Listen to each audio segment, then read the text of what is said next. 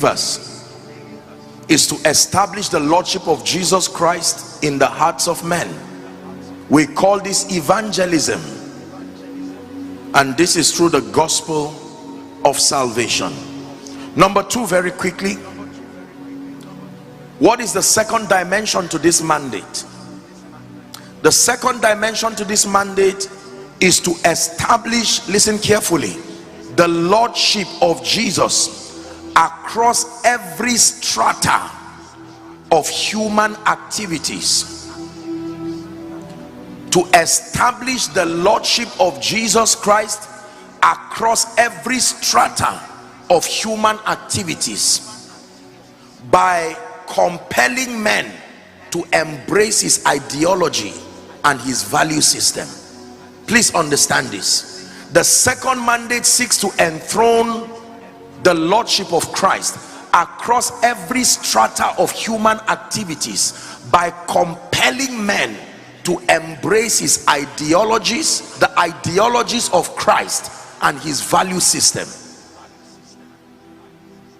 When we now have to do with establishing the lordship of Christ over systems and structures, this happens primarily when we bring that system and that structure under the influence of the value system and the ideology of the kingdom.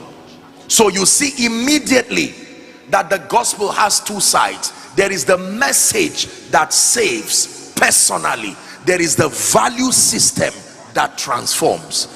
Both of them must be captured in your communication of the gospel. We call the message that saves evangelism. We call the value system that transforms influence. Is someone learning now? This is very, very important. As powerful as it is to establish the lordship of Christ in the hearts of men, it is wonderful, but it should not stop there. We must be able to introduce a superior value system across a territory, the value system of the kingdom.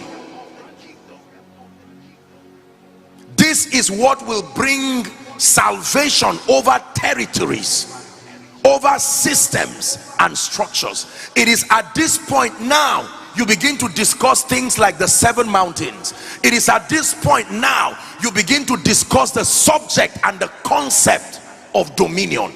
This is really where dominion comes in now. The ability to exert influence over systems and structures to the end that they subscribe to the lordship and the ideologies of the kingdom.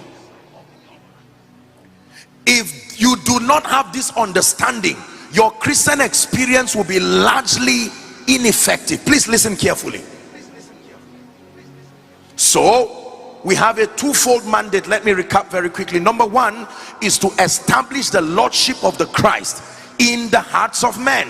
Number two is to establish the lordship of the Christ across systems and structures, across every strata of human activities.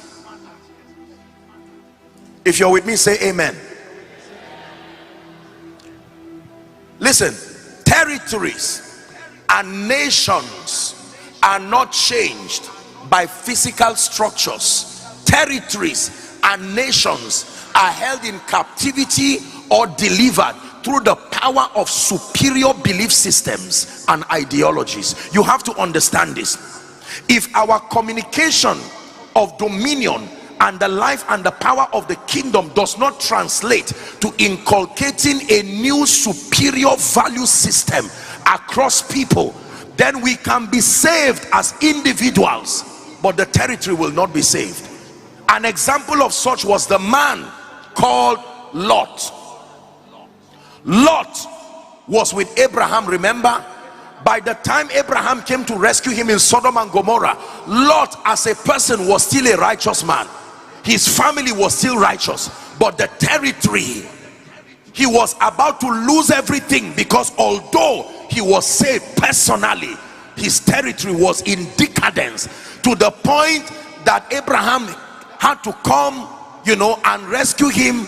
And then when all of that happened, Sodom and Gomorrah was destroyed. It is not enough to have that personal conviction. For instance, If you are a Christian who loves the Lord but you are living in a territory